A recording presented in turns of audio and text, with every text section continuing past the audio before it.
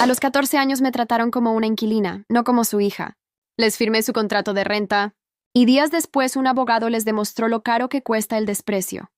Tenía apenas 12 años cuando mi madre me dijo, mientras firmaba una autorización escolar, que ya era lo bastante grande para comprar mi propio almuerzo. No somos ricos y tienes que aprender el valor del trabajo, comentó con indiferencia. Desde ese día dejó de comprarme útiles. Cuando le pedí cuadernos y lápices nuevos, me respondió: arréglatelas. Otros chicos de tu edad ya trabajan, podrías hacer lo mismo. Me sentí confundida y avergonzada. En la escuela, los profesores me veían pedir materiales prestados, mientras mi padre miraba su costoso paquete deportivo, que valía más al mes que toda la lista de útiles. Recién habían comprado un televisor de 60 pulgadas, pero decían no poder pagar una caja de lápices de $10. Empecé a cuidar niños los fines de semana y a pasear perros después de clases para cubrir lo esencial: ropa, comida, jabón. Me dolía tener que usar pantalones demasiado cortos y zapatos con agujeros, pero fingía normalidad. Mira a nuestra pequeña emprendedora, decía mi padre cuando llegaba agotada. Así entenderás por qué no podemos darte todo lo que pides. Yo sonreía mientras calculaba cómo estirar $25 para sobrevivir una semana entera.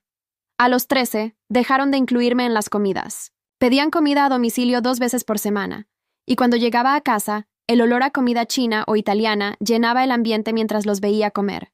Mi madre, entre bocados, me decía: podrías trabajar en el supermercado y comprar tu propia comida. Como una adulta. Aprendí a quedarme en mi habitación hasta que terminaran de cenar, para no torturarme viendo lo que yo no podía pagar. Esa experiencia me enseñó a administrar mejor mi dinero que ellos. Mientras gastaban en aparatos electrónicos y cenas caras, yo comparaba precios y buscaba descuentos. Mi pequeño negocio de jardinería y cuidado de mascotas creció, y con él, mis ahorros. Lo irónico era que, siendo una adolescente, tenía más disciplina financiera que mis propios padres. Aún así, me criticaban por vestir ropa de segunda mano. Es vergonzoso tener una hija que parece mendiga, me dijo mamá una vez cuando usé un vestido usado en una reunión familiar. La gente va a pensar que no te cuidamos. Quise gritarle que no me compraban ropa hacía 2 años. Papá, por su parte, se quejaba con sus amigos de lo caros que eran los hijos, mientras yo llevaba tiempo manteniéndome sola. Con los meses, mis ingresos aumentaron. Casi todo el vecindario me contrataba para cortar el césped o cuidar sus animales. Mis padres se atribuían mi éxito. Esto es lo que pasa cuando enseñas a tus hijos a trabajar duro, presumía papá mientras bebía vino caro o jugaba golf. Mi hija sabe lo que vale $1, no como esos mocosos mimados, pero la realidad cambió cuando él perdió su empleo. De pronto sus discursos sobre independencia se esfumaron. Estamos pasando por dificultades, me dijo mamá. ¿Podrías prestarnos algo para comprar comida? Solo hasta que tu padre consiga trabajo. Yo los observaba desesperarse por no poder pagar la hipoteca. Ganaban bien, pero jamás habían ahorrado.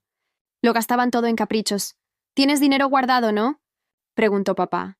Sí, pero eso es para emergencias y la universidad, respondí. Las familias se ayudan, insistió mamá. Les recordé que a los 12, ellos me habían dejado cenar pan con mantequilla durante meses para enseñarme responsabilidad. Eso era diferente, replicó mamá. Esto es una emergencia real. Comenzaron a pedirme dinero cada pocos días. Cuando me negaba, se enojaban. Eres una egoísta, gritó papá. Después de todo lo que hicimos por ti, podríamos haberte echado hace años. Pero te dejamos vivir aquí gratis, añadió durante una de sus discusiones. Le respondí que permitirle a tu hija menor de edad vivir bajo tu techo no era un favor, sino una obligación legal. No te pongas insolente cuando pedimos ayuda, interrumpió mamá, furiosa. Yo ya planeaba irme a la universidad y administraba cuidadosamente mis ahorros. Una noche, ambos entraron a la cocina con semblante serio. Hemos estado hablando, dijo mamá, y creemos que ha llegado el momento de que empieces a contribuir con los gastos del hogar. Tienes 14 años y ganas dinero. Lo justo es que pagues renta. Papá asintió y extendió un contrato. Son $600 al mes, con los servicios incluidos. Si no te parece, tendrás que buscar otro sitio donde vivir. Me quedé paralizada mirando el documento. Tenía encabezados formales y líneas para firmar. Sabía que eso significaba entregar casi todo lo que ganaba, quedándome sin dinero para comida o emergencias. Hice los cálculos en mi cuaderno. En un mes bueno ganaba unos $700, y los servicios de la casa podían superar los 200 en verano. Eso me dejaba apenas 100 para sobrevivir. Ellos me observaban esperando que firmara. Mamá cruzó los brazos. Papá me alcanzó una lapicera. Les pedí tiempo para pensarlo y me encerré en mi habitación. Escuché a papá gritar que era una exagerada, pero cerré la puerta con fuerza. Con las manos temblorosas, abrí mi cuaderno de presupuestos. Si aceptaba, en 3 meses perdería todo lo que había ahorrado. Más de $1,500 destinados a emergencias y trámites universitarios.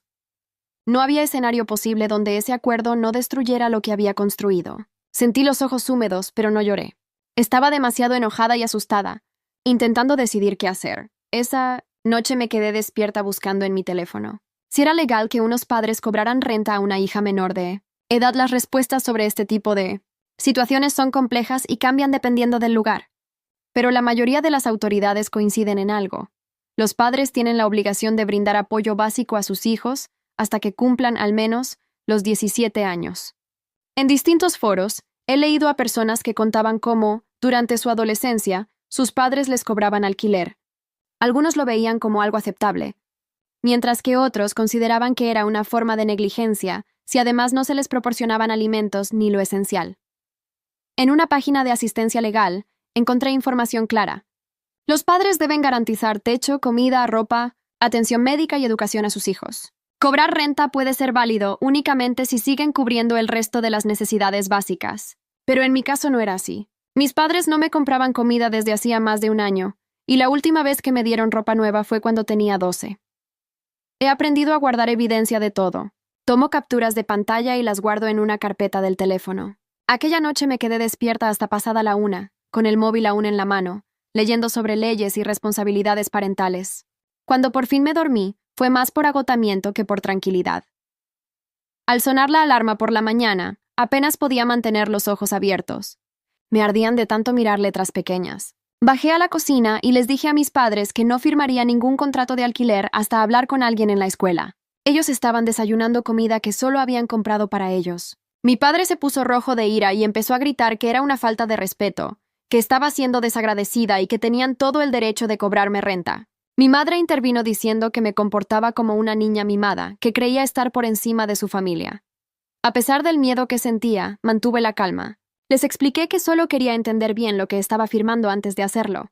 Mi padre golpeó con fuerza su taza contra la encimera y el café se derramó por todas partes. Dio un paso hacia mí, pero yo ya había tomado mi mochila. Salí sin mirar atrás mientras su voz resonaba detrás de mí. Me temblaban las manos al abrir la bicicleta, y pedaleé tan rápido que el trayecto de 10 minutos se convirtió en 7. En clase no podía concentrarme. Durante matemáticas el profesor hablaba de ecuaciones y yo solo veía números borrosos. En inglés teníamos trabajo en grupo, pero dije que me sentía mal y pedí sentarme sola. No podía dejar de pensar en a quién recurrir. Entonces recordé a la señora Fontana, la orientadora escolar. Siempre había sido amable cuando coincidíamos por los pasillos. A la hora del almuerzo, fui a buscarla. La secretaria me preguntó si tenía cita. Le dije que era urgente. Me observó unos segundos. Levantó el teléfono y avisó a la orientadora. La señora Fontana apareció al poco tiempo y me invitó a pasar a su oficina. Era una mujer de unos 30 y tantos años, con el cabello entrecano y un cardigan a pesar del calor. Tenía plantas en la repisa y carteles con mensajes positivos en las paredes. Me escuchó sin interrumpirme mientras le contaba todo. Cómo dejaron de pagar mis comidas y materiales escolares. Cómo trabajaba desde la secundaria para poder comprarme ropa y comida. Cómo ellos pedían comida a domicilio mientras yo me alimentaba con pan o mantequilla de maní, y cómo mi padre ahora quería que firmara un contrato para pagarles alquiler. Ella tomaba notas en un cuaderno y asentía de vez en cuando. Cuando terminé, me preguntó si me sentía segura en casa, si alguna vez habían sido violentos o me habían amenazado físicamente. Le dije que no, que nunca me habían golpeado ni nada parecido, pero que hacía tiempo habían dejado de hacerse cargo de mí y ahora pretendían que los mantuviera. Su expresión cambió. Frunció el ceño y comenzó a golpear suavemente su bolígrafo contra la mesa. No soy abogada, me dijo, pero cobrarle renta a una menor cuando no se están cubriendo sus necesidades básicas es algo muy serio. Podría considerarse negligencia. Abrió un cajón y sacó varios folletos sobre servicios de asistencia legal gratuita. Me preguntó si estaría dispuesta a que hiciera algunas llamadas para ponerme en contacto con alguien que pudiera orientarme de forma profesional. Le respondí que sí, que por favor lo hiciera. La señora Fontana salió unos minutos con su teléfono en mano. A través del vidrio de la puerta, La vi hablando y tomando notas. Cuando regresó, me explicó que había dejado un mensaje en una oficina de ayuda legal y que deberían devolverle la llamada en 1 o 2 días. Sentí una gran descarga de alivio. Por primera vez en mucho tiempo, alguien adulto sabía lo que estaba pasando y me tomaba en serio. Ella también me ayudó a llenar, desde su computadora, la solicitud para recibir almuerzo gratuito en la escuela. Me dijo que no había razón para sentir vergüenza, que muchos estudiantes lo hacían. El formulario pedía datos sobre ingresos familiares, y me ayudó a explicar que mis padres no me daban dinero para comida pese a vivir conmigo. Lo enviamos en línea y aseguró que la aprobación llegaría en pocos días. Al salir de su oficina, sentí que podía respirar mejor. No estaba sola. Al día siguiente, la señora Fontana me acompañó al centro de asistencia legal después de clases, donde me recibió Gabriel Ledesma, un abogado joven, quizá de unos 30 años. Con gafas y corbata, su oficina era pequeña, con cajas de archivos apiladas en cada rincón. Me pidió que me sentara y que le contara todo desde el principio. Mientras hablaba, él tomaba notas en un bloc amarillo. Pero cuando llegué a la parte del contrato de renta, levantó la mirada. «Cobrar alquiler a una menor podría considerarse negligencia», me explicó con tono firme. Los padres están legalmente obligados a proporcionar alimento, vivienda y lo esencial. No pueden simplemente decidir dejar de hacerlo y pedir dinero a cambio. Luego me pidió detallar qué cosas pagaban ellos y qué cubría yo con mi propio trabajo. Cuando terminé, separó todo en 2 listas, proporcionado y no proporcionado. La segunda era mucho más larga. También quiso saber si de verdad estaban en una situación económica difícil o si simplemente no querían gastar en mí. Le conté lo del paquete deportivo, el club de golf, las salidas a restaurantes, y cómo todo cambió cuando mi padre fue despedido hace unos meses. Gabriela asintió mientras seguía escribiendo. El abogado me preguntó si tenía pruebas de todo lo que le estaba contando. Saqué mi teléfono y le mostré varias fotografías. Las bolsas de comida para llevar arrojadas a la basura, mientras mi despensa seguía vacía. Las puertas del armario cerradas con candado y mi cuaderno de presupuestos, donde durante los últimos 2 años había registrado cada dólar que gané y gasté.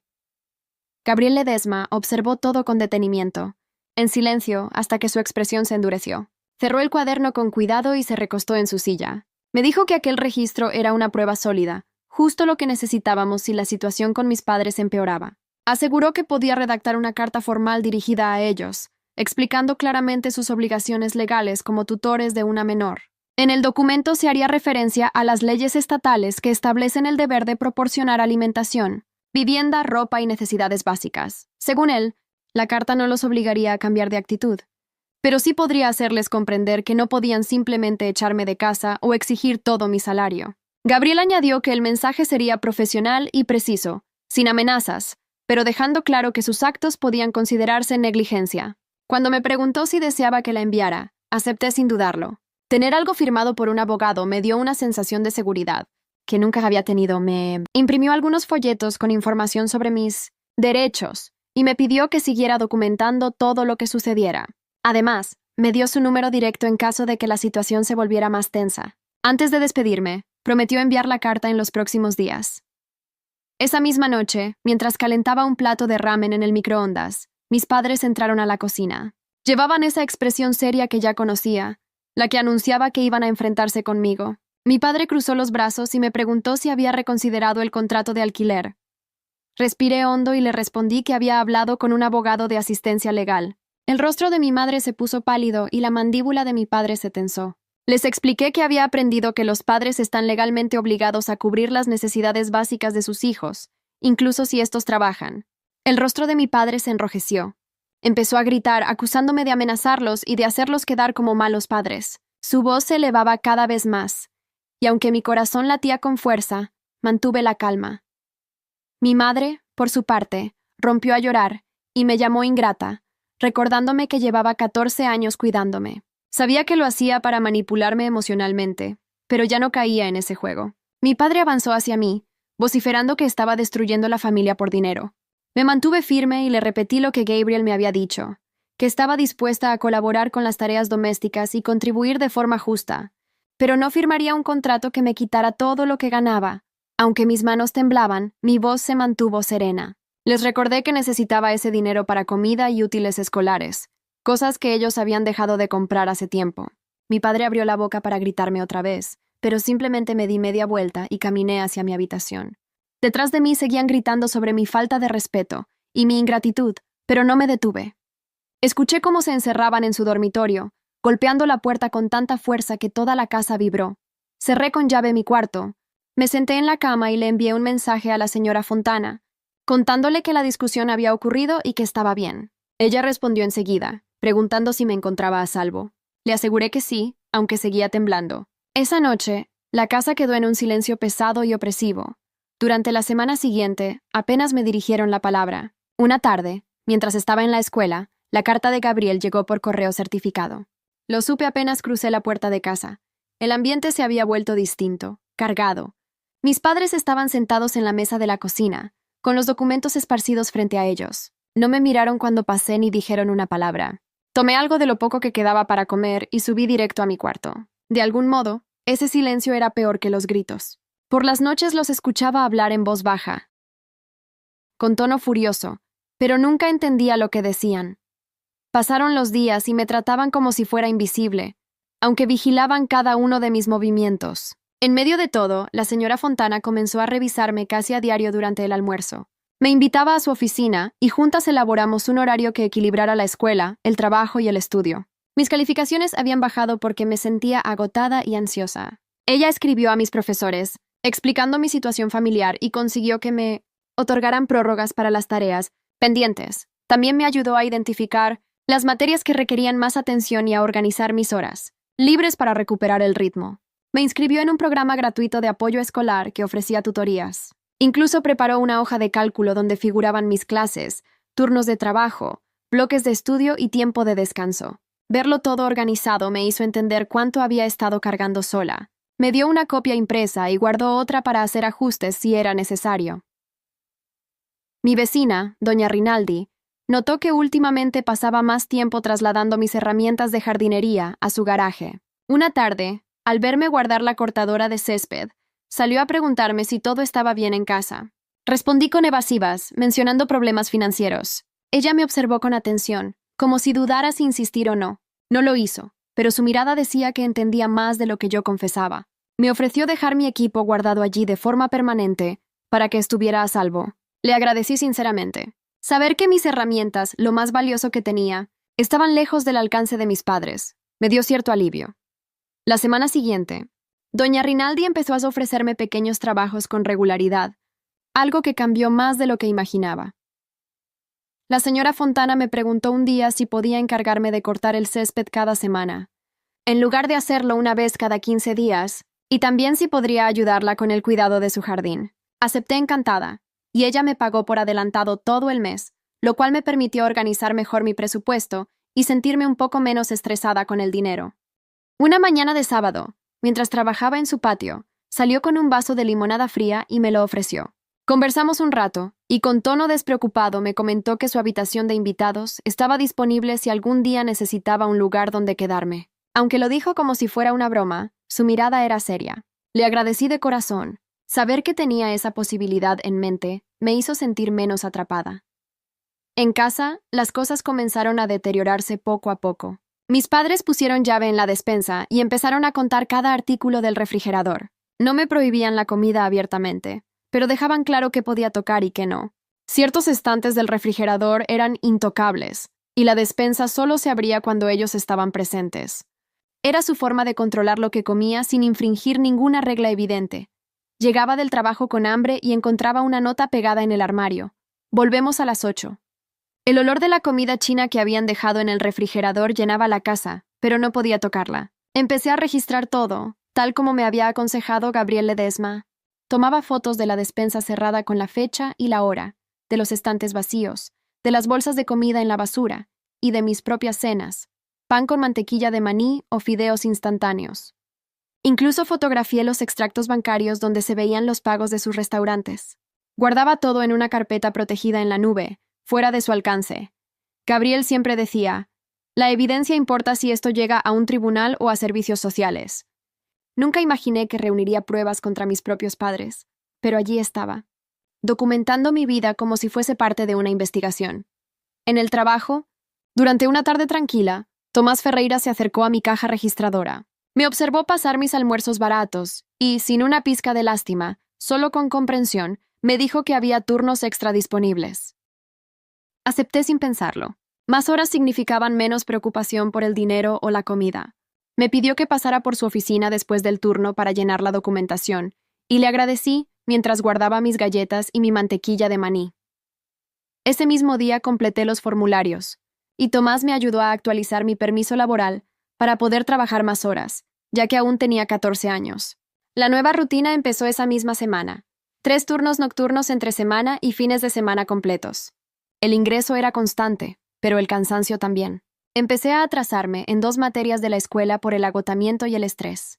La señora Fontana me vio quedarme dormida en la sala de estudio y me llamó aparte. Le conté sobre el trabajo y el cansancio, y lejos de reprenderme, me ayudó a crear un plan de estudio que pudiera seguir en los descansos y los almuerzos. Incluso habló con mis profesores para conseguirme prórrogas en algunos proyectos. Fue una de las pocas personas que realmente me ofrecieron ayuda sincera. 3 días después, al regresar de un turno nocturno, encontré a mi padre esperándome en la entrada, los brazos cruzados. Antes de que pudiera bajar del coche, comenzó a gritarme. Dijo que había descubierto que estaba recibiendo almuerzos gratuitos en la escuela y que alguien de la iglesia le había contado. Me acusó de hacerlos parecer unos fracasados incapaces de alimentar a su propia hija. Intenté entrar en casa, pero me bloqueó el paso, repitiendo que todos en la iglesia debían estar hablando de lo vergonzosa que era nuestra familia. Su voz subía tanto que vi encenderse la luz del porche de doña Rinaldi. Ella salió, se quedó en su puerta y nos observó en silencio. Al notar su presencia, mi padre bajó el tono, pero su mandíbula seguía tensa y sus manos crispadas. Me dijo que la conversación no había terminado y entró de golpe, haciendo vibrar las ventanas. El siguiente fin de semana, al regresar de cortar césped, encontré mis herramientas en el centro del jardín, empapadas por la lluvia de la mañana. Mis padres aseguraron que no sabían que iba a llover, que solo habían movido el coche para hacer un recado.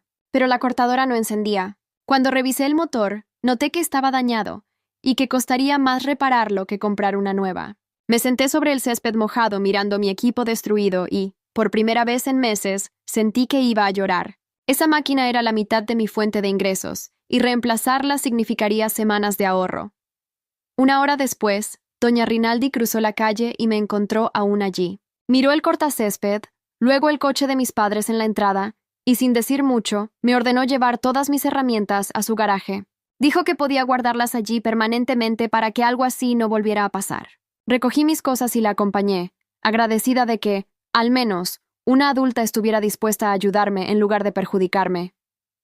En el trabajo, Tomás Ferreira me llamó nuevamente a su oficina. Me ofreció un puesto fijo a medio tiempo con un pequeño aumento y horario estable. Esa estabilidad me permitió organizar mi dinero sin depender tanto de los trabajos esporádicos. También me comentó que los empleados tenían descuento en los víveres, lo cual haría rendir más mi presupuesto. Poco después, mientras ordenaba mi habitación, descubrí a mi padre revisando mis cosas. Mis estados bancarios estaban fuera de lugar y había huellas en los papeles. Lo enfrenté, pero respondió que tenía derecho a saber en qué gastaba mi dinero, ya que vivía bajo su techo. Las palabras de Gabriel Ledesma resonaron en mi cabeza, y tomé una decisión. Esa misma noche, entré a Internet y abrí una cuenta de débito prepaga, una que solo yo podía usar. Cuando decidí transferir la mayor parte de mi dinero a una cuenta separada y activar el depósito directo de mi trabajo, sentí por primera vez en mucho tiempo que recuperaba un poco de control sobre mi propia vida. Durante meses había vivido con la sensación constante de estar bajo vigilancia, como si cada movimiento financiero mío estuviera sujeto a juicio. Gabriel Ledesma, el asesor legal que había estado orientándome, me explicó que mantener documentación era esencial, una especie de escudo contra posibles manipulaciones.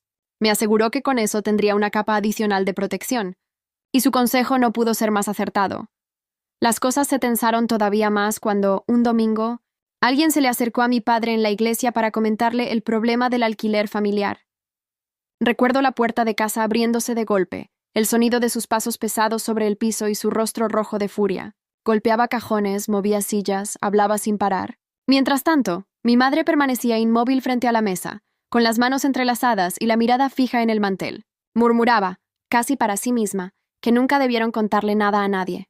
Pero él la interrumpía, diciendo que no había sido él, insinuando que alguien más había ventilado nuestros asuntos. Desde mi habitación escuchaba cada palabra. Discutían sobre quién había traicionado la privacidad familiar y cómo contener los rumores que ya circulaban entre sus conocidos del barrio y del templo. Me quedé quieta, sin atreverme a intervenir, sintiendo ese peso familiar de estar atrapada entre el silencio y la culpa. Días después, la señora Fontana, una de mis profesoras más comprensivas, tomó cartas en el asunto. Organizó una reunión de mediación en la escuela con mis padres, la licenciada Bianchi, una trabajadora social del distrito, y ella misma. Era un miércoles por la tarde. El aire olía a café rancio y desinfectante, y la sala de conferencias parecía más fría de lo normal. La licenciada explicó con voz pausada que su función era ayudarnos a llegar a un acuerdo justo, algo que beneficiara a ambas partes. Pero apenas terminó, mis padres comenzaron a hablar encima de ella. Se quejaban de mi supuesto mal comportamiento, de mi falta de respeto y de cómo, según ellos, me negaba a ayudar en los momentos difíciles. Mi padre enumeró cada pequeño desacuerdo de las últimas semanas, mientras mi madre lo respaldaba, añadiendo anécdotas que ni siquiera recordaba haber vivido. Me sentí reducida a una caricatura de lo que creían que era, una hija rebelde e ingrata. Pero la licenciada Bianchi los escuchó con calma, sin interrumpir, hasta que de pronto cambió el enfoque. Entiendo su punto, dijo. Pero quisiera que me digan algo concreto. ¿Qué tipo de apoyo le brindan a su hija actualmente? La habitación quedó en silencio. Se miraron entre sí, buscando respuestas. Mi padre habló de darme un techo, y mi madre repitió lo mismo. La licenciada preguntó entonces por la comida, la ropa, los útiles escolares. Ellos respondieron de manera vaga, con frases como «ella sabe lo que tiene que hacer» o «le enseñamos responsabilidad». Bien, continuó la trabajadora social. Ahora me gustaría escucharla a usted. ¿Qué cosas cubre por su cuenta? Respiré hondo y detallé todo. Los gastos de comida, los materiales escolares, la ropa, incluso artículos básicos de higiene. Mientras hablaba, mis padres se removían incómodos, bajando la mirada. Por primera vez, el peso de sus omisiones quedó expuesto ante alguien más. Después de casi una hora de debate, llegamos a un acuerdo provisional. No pagaría alquiler por el momento, pero me comprometería a colaborar más con tareas domésticas específicas. La licenciada Bianchi registró todo cuidadosamente. ¿Qué haría? ¿Con qué frecuencia? ¿Y qué me ofrecerían ellos a cambio? Luego imprimió varias copias y explicó que aquel sería un documento revisable dentro de un mes. Mis padres firmaron con gesto resignado, y yo tomé la mía con una mezcla de alivio y desconfianza. Sabía que ese papel podía convertirse en mi única defensa si intentaban torcer las reglas más adelante. Unos días después, al volver de clases, encontré a mi padre en la entrada de casa, entregando sus palos de golf a un comprador. Vi cómo contaba el dinero y lo guardaba con torpeza, murmurando algo sobre pagar la tarjeta antes de que el banco lo demandara. No me pidió dinero en toda la semana, lo cual interpreté como una pequeña victoria. Aún así, su expresión de tristeza me dejó un sabor amargo. No porque sintiera pena por él, sino porque sabía que su orgullo estaba herido. Mi madre, por su parte, sorprendió a todos cuando anunció que había conseguido un empleo a medio tiempo en una tienda del centro comercial. Comenzó el lunes siguiente. Al regresar ese primer día, se quejaba del dolor de pies y de lo difícil que era tratar con clientes maleducados. Pero a pesar de su fastidio, algo había cambiado. Verla trabajar después de tantos años me resultaba casi irreal. Con el dinero adicional, la dinámica de la casa empezó a transformarse. Las cenas eran más simples, sí, pero más constantes. Espaguetis con salsa básica, arroz con frijoles, pollo económico. No eran platillos de revista, pero por fin comíamos juntos. Ya no tenía que esconderme en mi habitación comiendo sándwiches mientras ellos pedían comida para llevar. Recuerdo una noche en especial. Estábamos lavando los platos después de cenar. Ella fregaba una olla mientras yo secaba los vasos. De repente, sin mirarme, dijo en voz baja: «Mis padres eran muy estrictos con el dinero. Me hacían rendir cuentas por cada centavo y nunca me dejaban comprar nada que no fuera necesario». No fue una disculpa, pero sí lo más cercano que había dicho jamás a reconocer algo. Su tono era casi confesional, como si hablara con su reflejo. No supe qué responder. Simplemente asentí y seguí secando. Poco tiempo después, mi padre recibió una llamada para una entrevista en un almacén. Su ánimo cambió de inmediato. Volvió a sonreír, a planear, a hablar de sueldos y beneficios, mientras investigaba la empresa en su laptop. Esa pequeña esperanza redujo la tensión en casa por un tiempo. Aprovechando ese respiro, mandé reparar mi cortadora de césped, que venía fallando, y compré un nuevo recortador profesional junto con herramientas más resistentes. Mientras descargaba todo frente a casa, doña Rinaldi se acercó curiosa y me propuso organizar su garaje para que pudiera guardar mis equipos allí. Pasamos toda una tarde de sábado instalando estanterías, colgando herramientas, etiquetando cajas y ordenando materiales. Incluso creó un tablero de planificación semanal para ayudarme a gestionar a mis clientes. Su amabilidad me conmovió. Era una de las pocas personas adultas que me trataban como a una profesional, no como a una niña. En mi trabajo, Tomás Ferreira también empezó a orientarme en temas administrativos.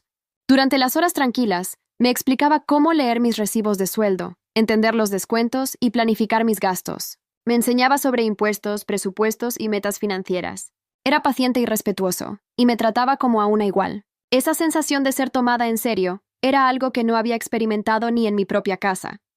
Poco después, Gabriel Ledesma me llamó para saber cómo seguían las cosas. Le conté sobre el acuerdo de mediación, y me sugirió crear un plan de seguridad en caso de que mis padres decidieran echarme. Me indicó que anotara los números de doña Rinaldi y de la señora Fontana, junto con la dirección de un refugio juvenil en el centro. Me explicó, paso a paso, qué debía hacer si algún día llegaba a casa y encontraba mis cosas fuera o las cerraduras cambiadas. Tener ese plan, por simple que fuera, me dio una sensación de paz que hacía meses no tenía.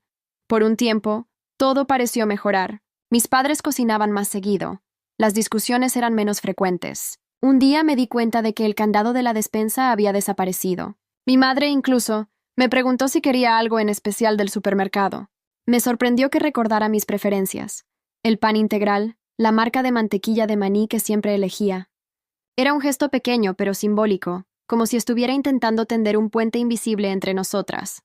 Sin embargo, la calma era frágil. Una tarde pasé por la cocina y vi sobre la encimera la factura del cable, con el monto subrayado en amarillo. El paquete deportivo, el mismo que mi padre había cancelado hacía semanas, estaba otra vez activo.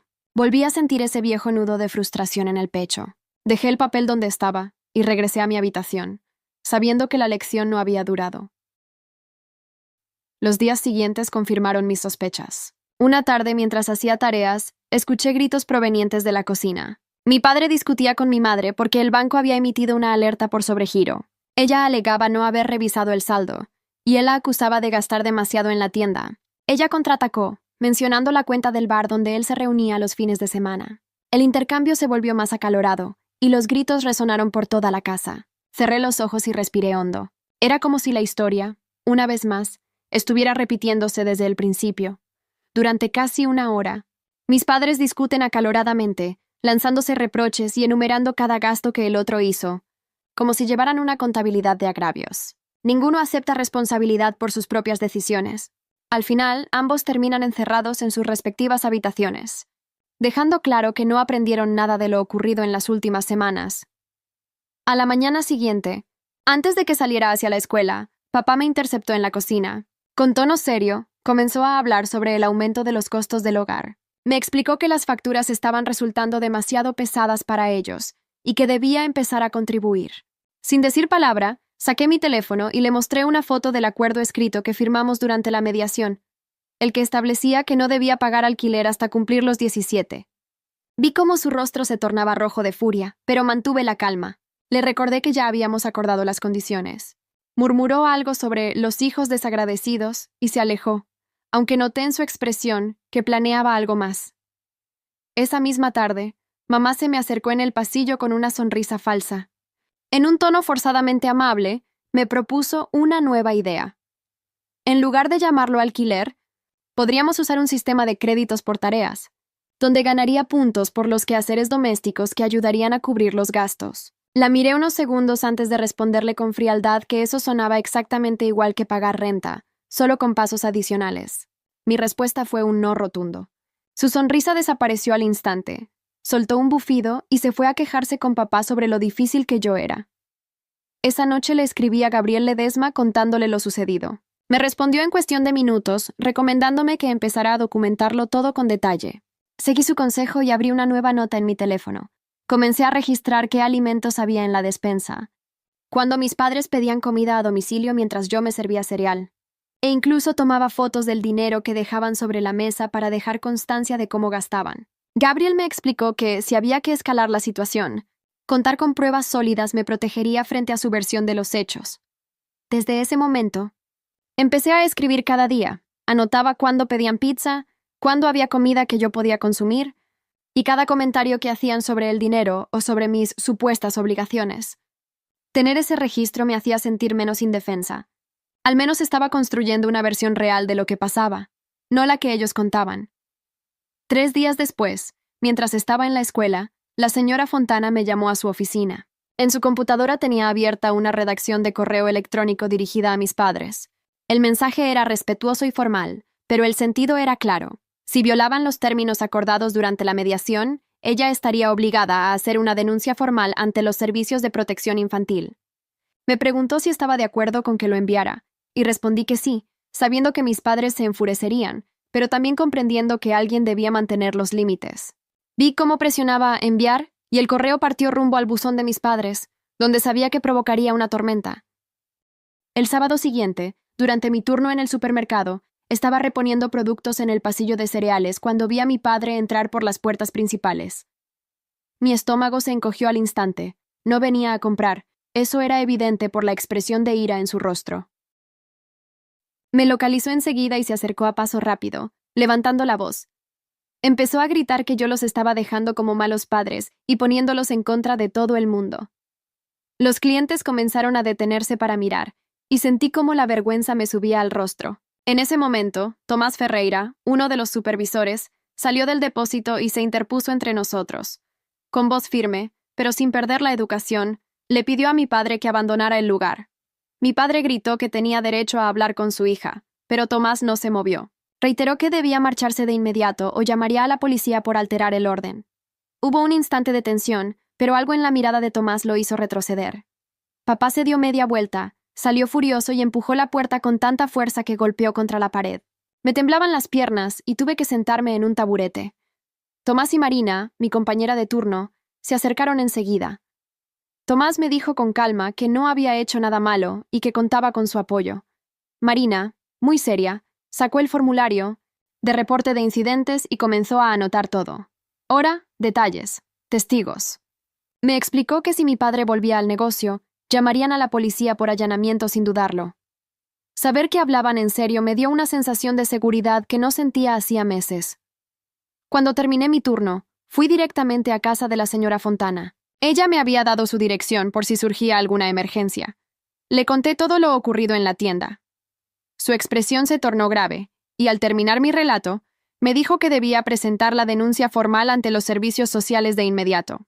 Dijo que mi padre, haberme enfrentado en mi lugar de trabajo, sobrepasaba cualquier límite aceptable. Al día siguiente recibí una llamada en mi teléfono. Una mujer se presentó como licenciada Bianchi, trabajadora social asignada a mi caso. Dijo que necesitaba programar una visita domiciliaria para evaluar la situación. Sentí una mezcla de alivio y miedo. Por fin alguien me estaba ayudando, pero no podía evitar pensar en las consecuencias. La licenciada Bianchi propuso venir. El jueves por la tarde, dijo que debía hablar conmigo en privado, revisar la casa y discutir con mis padres algunos aspectos financieros.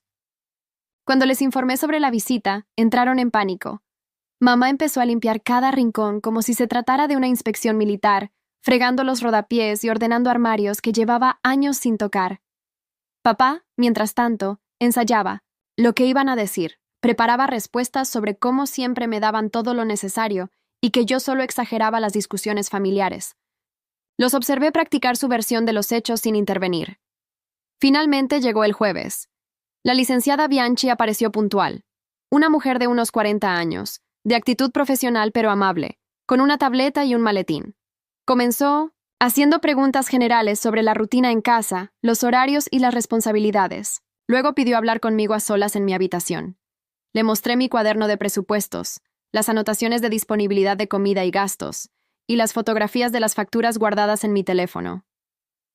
La licenciada Bianchi no se muestra ni sorprendida ni incómoda. Su expresión es neutra, profesional, pero también atenta, como si analizara cada palabra que sale de mi boca. A medida que hablo, toma notas detalladas con una calma que me descoloca.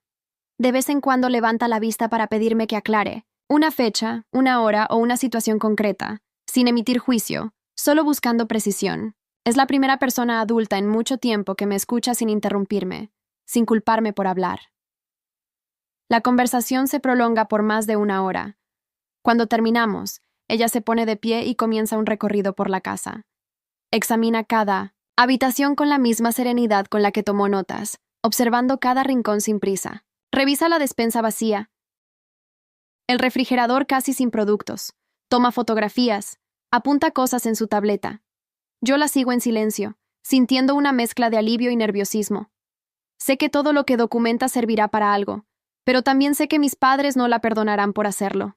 Finalmente, nos reúne a los tres en la sala.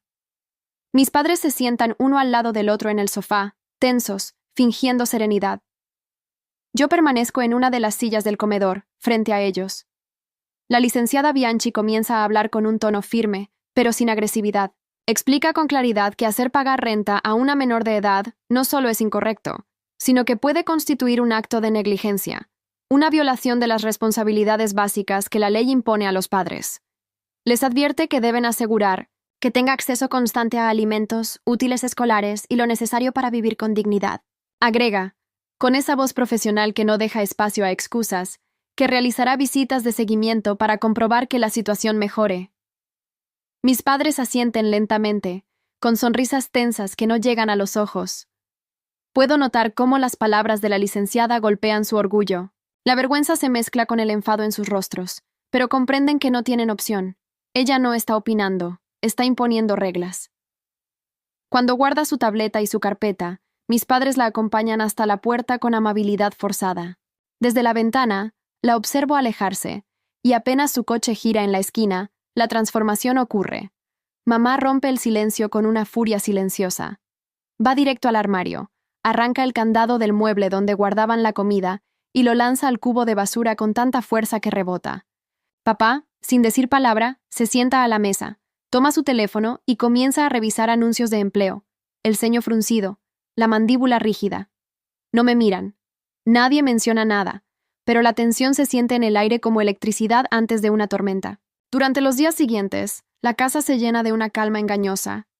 Vuelven a comprar alimentos y los colocan en la despensa y el refrigerador, pero todo está dispuesto de forma casi teatral. Es como si quisieran dejar claro que lo hacen únicamente porque se ven obligados. Cada vez que mamá abre el refrigerador para guardar algo, deja escapar un suspiro exagerado. Papá, por su parte, murmura frases sobre el gobierno metiendo la nariz donde no debe, o gente entrometida que arruina familias. El contrato de renta desaparece del mostrador, pero nadie habla de él. Fingen que nunca existió, como si con eso pudieran borrar lo sucedido. Aún así, yo mantengo mis registros actualizados, fotografías de la despensa abierta, del refrigerador lleno, notas en mi cuaderno. No porque quiera seguir peleando, sino porque he aprendido que la seguridad no se basa en confianza, sino en pruebas. 2 semanas después, papá consigue trabajo en un almacén, cargando camiones por las noches. Sale cerca de las 9 y regresa al amanecer, agotado. Se le nota el cansancio en la forma en que camina, en cómo se queda dormido en el sofá antes de que suene su alarma. A veces come sin decir palabra, otras simplemente se tumba con el uniforme puesto. No es un hombre violento, pero su frustración solía convertir las noches en un campo minado. Ahora, su fatiga lo vuelve inofensivo, y la casa por fin se siente tranquila. Mamá también parece más relajada. Al principio pensé que su alivio se debía solo al silencio, pero pronto noto que algo más cambia. Una tarde, al volver del colegio, la encuentro en la cocina rodeada de hojas, con un lápiz entre los dedos y la mirada concentrada. Me explica que en su trabajo ofrecen talleres gratuitos de educación financiera y que ha decidido asistir. Sobre la mesa hay hojas de cálculo, presupuestos, ejercicios para organizar gastos y establecer metas de ahorro. No puedo evitar sentir sorpresa. Durante años mamá evitó hablar de dinero, como si el tema le diera vergüenza. Ahora la veo interesada, tomando apuntes, preguntándome cómo llevo el control de mis ingresos del trabajo de medio tiempo. Por primera vez, tenemos una conversación tranquila sobre dinero, sin reproches ni sarcasmos. No es una reconciliación completa, pero representa un pequeño paso hacia una convivencia menos hostil. Con el tiempo, la rutina se estabiliza. Me levanto temprano, voy a la escuela, cumplo mi turno en la tienda y regreso a casa para estudiar. Me acuesto a una hora razonable y duermo lo suficiente. Por primera vez en años, mi cuerpo no está agotado. Las calificaciones mejoran, los profesores lo notan y algunos me felicitan. Ya no tengo que estirar cada billete ni calcular si habrá comida al volver. No es una vida perfecta. Mis padres siguen hablando poco y solo lo necesario. Pero es estable. Y la estabilidad, después de tanto caos, se siente como un lujo. Una mañana de sábado, recibo un mensaje de doña Rinaldi. Me invita a pasar el fin de semana en su casa para descansar. Su esposo está fuera visitando a su hermana y dice que le haría bien tener compañía. Sabe que las cosas en mi casa no son fáciles. Pregunto a mis padres esperando una reacción exagerada, pero papá apenas levanta la vista y dice: «Haz lo que quieras». Mamá asiente distraída, concentrada en su hoja de presupuesto. Preparo una maleta y camino hacia la casa de doña Rinaldi. Cada paso que doy se siente más ligero, como si me alejara de un peso invisible. Ese fin de semana es un respiro. Vemos películas, cocinamos, trabajamos en su jardín y por primera vez en mucho tiempo, como sin sentirme observada. Ella no pregunta sobre mi hogar, pero su silencio tiene un tono amable, de comprensión. Antes de irme, me dice que su casa siempre estará abierta si necesito un refugio. Regreso el domingo por la noche renovada, con una energía que no recordaba tener. Siento que puedo seguir adelante, que tal vez todo esto ha sido el comienzo de algo distinto. 2 semanas más tarde, la licenciada Bianchi vuelve para su visita de seguimiento. Se sienta con nosotros en la sala, repasa sus notas y hace preguntas específicas sobre la comida, mis estudios y el manejo del dinero en casa. Mis padres le muestran la despensa organizada, el refrigerador lleno y las hojas de presupuesto de mamá. La licenciada sonríe con aprobación, aunque aclara que el caso permanecerá abierto unos meses más, con visitas periódicas para asegurarse de que las condiciones se mantengan. Cuando se marcha, la casa vuelve a su silencio habitual. Mis padres no mencionan nada, pero sé que han entendido el mensaje. La supervisión continúa, y no tienen escapatoria. Poco después, almuerzo con la señora Fontana, quien me pregunta por mis planes académicos. Me habla de un programa de doble matrícula que permite a los estudiantes de secundaria cursar materias universitarias en el colegio comunitario y obtener créditos en ambas instituciones. El programa cubría la matrícula y ofrecía subsidios para libros y transporte. La señora Fontana me ayudó a completar la solicitud directamente en su oficina, guiándome paso a paso para asegurar que no faltara ningún documento. Además, redactó una carta de recomendación destacando mi dedicación, mi constancia y el progreso académico que había logrado en los últimos años. Envié todo antes de la fecha límite, intentando no ilusionarme demasiado, aunque sabía que esa oportunidad podía marcar un antes y un después en mi vida. Un impulso real hacia la universidad mientras aún estaba en la escuela secundaria. Una semana después de enviar la solicitud, mi madre se me acercó en la cocina con una expresión tensa y me preguntó si podía prestarles dinero para una reparación inesperada del auto. Mi padre estaba detrás de ella, asintiendo con el mismo gesto preocupado que recordaba haber visto cuando perdió su empleo. Les respondí que no tenía problema en ayudarlos, pero que podríamos redactar un acuerdo formal que dejara claras las condiciones: el monto, los intereses y el plazo de devolución. Saqué mi computadora y comencé a escribir el contrato, mientras ellos me observaban en silencio. Poco a poco, sus rostros cambiaron de expectantes a incómodos, y finalmente mi padre murmuró: «Olvídalo. Ya buscaremos otra solución».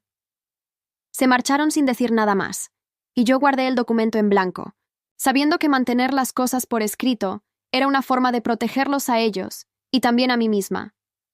El siguiente fin de semana noté que el televisor grande había desaparecido del salón.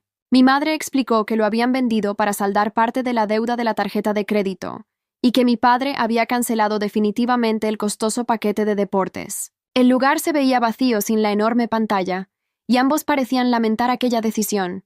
Aún así, era un avance.